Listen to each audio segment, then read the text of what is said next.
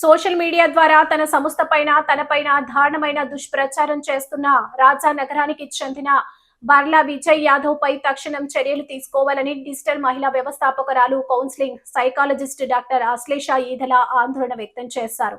పోలీసులకు ఫిర్యాదు చేసినప్పటికీ అతడి వేధింపులు ఆగడం లేదని, అతడిపై ఎఫ్ఐఆర్ వేసినప్పటికీ పోలీసులు ఎందుకు అరెస్టు చేయడం లేదో అర్థం కావడం లేదని ఆమె ఆవేదన వ్యక్తం చేశారు.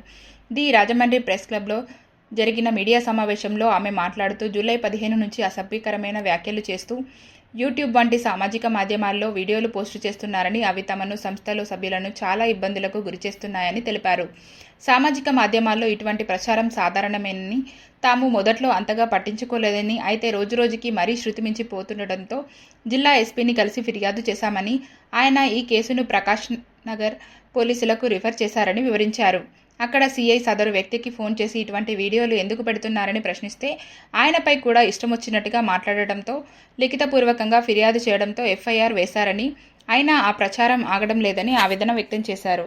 భారతదేశంలో లేరు. ఆ వ్యవస్థాపకులందరూ కూడా అమెరికాలోను లండన్లోను ఎక్కడో ఉన్నారు. నేను డాక్టర్ అశ్లేష ఈదల రాజమండ్రికి చెందిన వ్యక్తిని. రాజమండ్రి నుంచి సంస్థను పెట్టుకుని విజయ్ యాదవ్ బార్లా అన్న వ్యక్తి నా ఫోటోల్ని అసభ్యకరంగా మాట్లాడుతూ, నా సంస్థను అసభ్యకరంగా మాట్లాడుతూ ప్రతిరోజు కూడా యూట్యూబ్ వీడియోల్లో చేయడం మొదలుపెట్టాడు.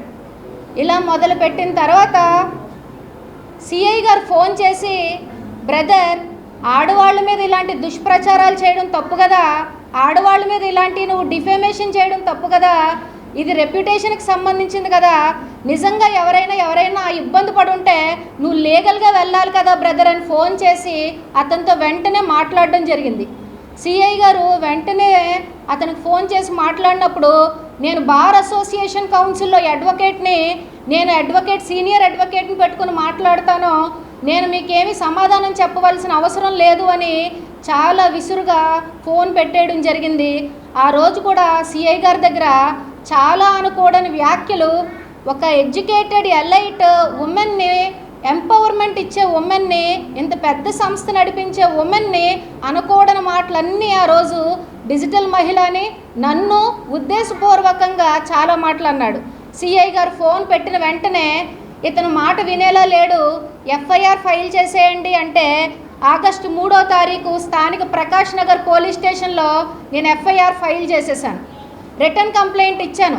సోషల్ మీడియా మాధ్యమాల్లో తీసుకుని సైబర్ బుల్లియింగ్ చేస్తున్నారు, సైబర్ హెరాస్మెంట్ చేస్తున్నారు, ఒక వ్యక్తి యొక్క సంస్థని వ్యక్తిగతంగా దూషించి అందరికీ కూడా అసభ్యకరమైన మాటలు మాట్లాడి, ఒక జంతువులతో పోషించి మాట్లాడిపించి పోల్చి చాలా హీనంగా ప్రతి మహిళని కూడా కించపరిచేలా మాట్లాడడం జరుగుతుందని చెప్పి నేను ఒక ఎఫ్ఐఆర్ నమోదు చేసి రిటర్న్ స్టేట్మెంట్ ఇచ్చి గ్రీవియన్స్ అనేది ఫైల్ చేశాను.